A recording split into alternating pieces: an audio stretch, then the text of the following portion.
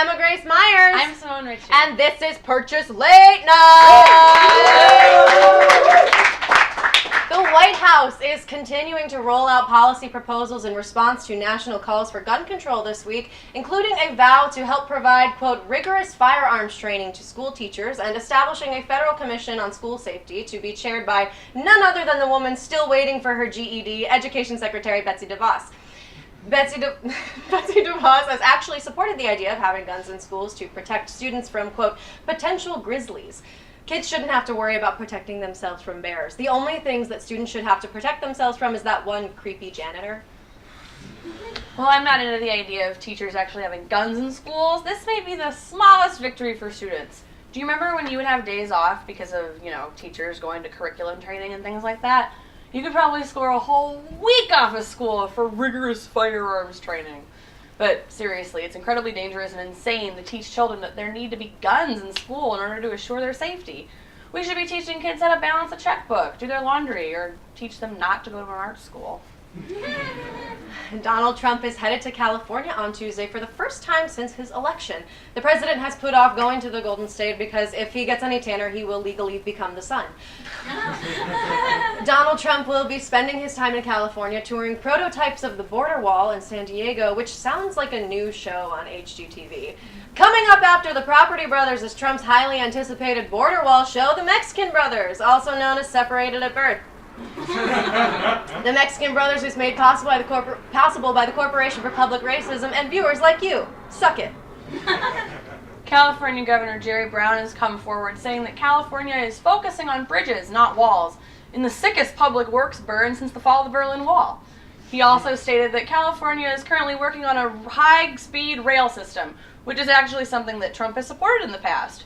Jerry Brown has invited the president to be the first to try out the system on a line that will dump him directly into the Pacific Ocean.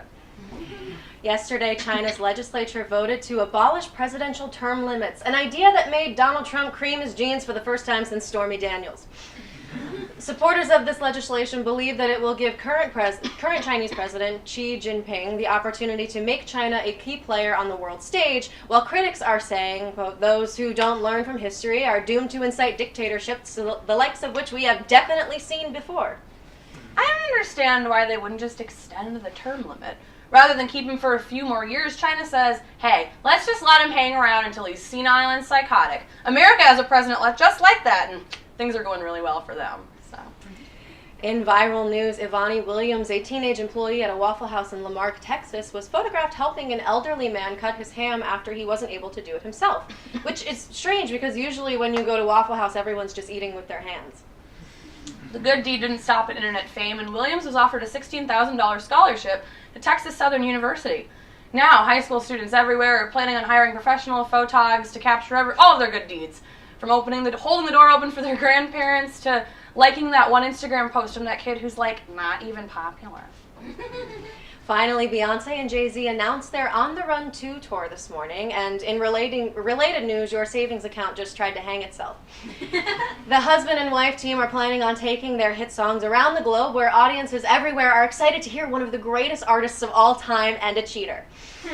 The structure of the shows gives you the opportunity to hear Beyonce live and then to hear Jay-Z through the intercom above the toilet while you take a bathroom break. Beyonce has fans around the world, but many don't know that some of her biggest fans are those of the IRS. By making her tickets so outrageously expensive, lots of people feel encouraged to file their taxes early so they can have that return done by the time Beyonce sounds the call. Even Donald Trump, notorious for not releasing his taxes, is getting information for this tour, and that's why Beyonce should be president. We have a great show for you guys tonight. Bobby Woody and Emmett Freeman will be coming on to talk about cover show. Woo! Woo! Woo! Andy Spector will be our featured comic this evening. And Potter Champlin will play us out. Thanks. Yep. Thanks for coming out, everyone. I'm Ren. I'm Stimpy. See you in a second.